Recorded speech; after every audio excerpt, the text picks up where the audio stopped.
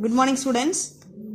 In 12th standard computer science, we have discussed about functions in first lesson. Now in this class, we are going to start with scope. Before entering into scope, let us discuss about the familiar term variables. In memory has many locations for storing the data. To store the data in memory, we are in need of variables. Now, if you take a variable, for the variable, what is the name of the variable, what is the value of the variable, these things we know. Now, what do you mean by scope? This scope, it says about the accessibility of the variable. I mean, where, in which place it is accessible, we can use it. That is called scope. So let us define scope as scope refers to the visibility of the variables, parameters and the functions in one part of the program to another part of the program. Scope refers the visibility of the variable in a program, that's all. Visibility or also called as accessibility. Now take this example, a is equal to 5. You know very well is a is a variable and 5 is the value. This value 5 is moved to the variable a. It is a thing you know already. Now next term we can say about mapping. To assign a value to the variable, we are writing like this, a is equal to 5. Now this is called as mapping. What is mapping? The process of binding a variable name with an object. The process of binding a variable name with an object, that is called as mapping. Now it is a variable, it is an object. To bind these two together, we are using equal to operator. Now equal to is used to map a variable and the object. Now this term is called as mapping. That's all. Next term. What is namespaces? The variable name we can even call as namespaces. So what is the definition for namespaces? Containers for mapping names of the variables to object. It is a container for storing value. It is a containers for mapping names of the variable to the object. Take this example, a equal to 5. So here a is a variable name and 5 is an object or value. That's all. Next example you see, a equal to, here we are using colon equal to always. A colon equal to 5, b equal to a and a equal to 3. Now what is the use of these assignment statements? First a is equal to 5. The value 5 is assigned to a. First step over. Second step what we have given, b equal to a. The value of a is moved to b. So already a has a value 5. That is moved to the variable b. Now b gets a value 5 over. In the next line, I am changing a as 3. So what will happen here? Already a has a value 5. That value will be changed as 3. But the value of b will remain the same, that's all. So this is a series of assignment statements. What is the answer for this? You know. Okay, that's all.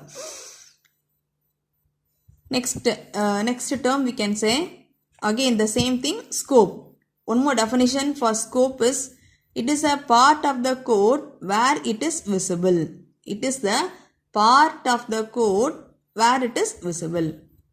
Next, in which place it is, we can use the variable, that is called as scope. Next, lifetime. What is lifetime? The duration for which the variable is alive is called as its lifetime. There is some difference between accessibility and lifetime. Accessibility refers in which place it is useful. We can use that, we can access that. But lifetime, the duration, this will exist this time, that's all. it says about the lifetime of the variable. The variable is exist or not. That is called lifetime. The next we can see go for a rule called LEGV rule. Based on the place you are using variable, it has different scopes. It has different accessibility. About that, to say about that, we can use the rule called LEGV rule. It is used to decide the order in which the scopes are to be searched for scope resolution. That's all.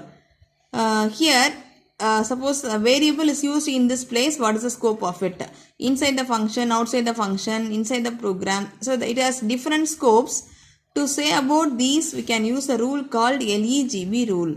Now in the LEGV refers 4 things. One is called L refers local, enclosed, global, built-in. That's all. Local, enclosed, global and built-in. These are the 4 types of scopes.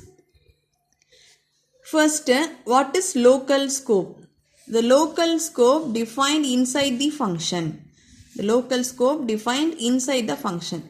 It can be created inside the function and it can be used inside the function. That's all.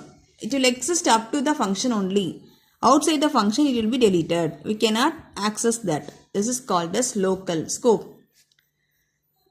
Next scope, enclosed scope.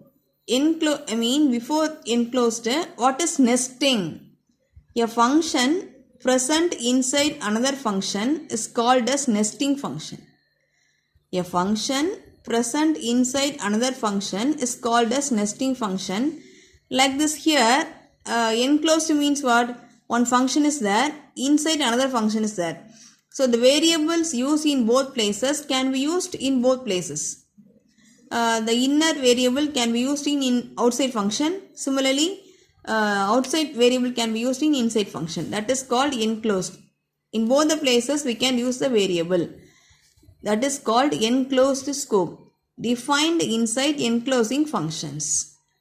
A function which is present inside another function is called as nesting function. In those places we are using a variable called enclosed scope defined inside enclosing functions. Okay, next global scope. Just opposite to local is global. Local means what? Inside the function we are defining. Global, outside the function we are defining. It can be used anywhere in a program. Globally, wherever you want you can use it. Global variable means what? It is defined at the uppermost level. That's all. The next function, built-in function. Built-in functions are example library functions. The library functions already it was defined. So, what is built-in scope? The variables which are defined inside the library functions. Those have built-in scope. Already defined scope. That's all. So now this is called as built-in scope. So with this LEGV rule over. LEGV rule, it says about the order in which the scopes are to be accessed or searched for scope resolution. That's all. So students, in today's class, this lesson is very easy lesson. Just remember the terms correctly. What is scope we have seen, what is mapping, what is namespaces, containers we have seen, and then how the value can be transferred. And then what is scope, what is lifetime, what is LEGV rule we have seen. That's all. So this is today's class.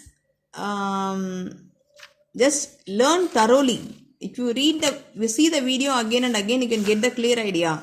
And using that you can write the assignment questions. That's all. Thank you children.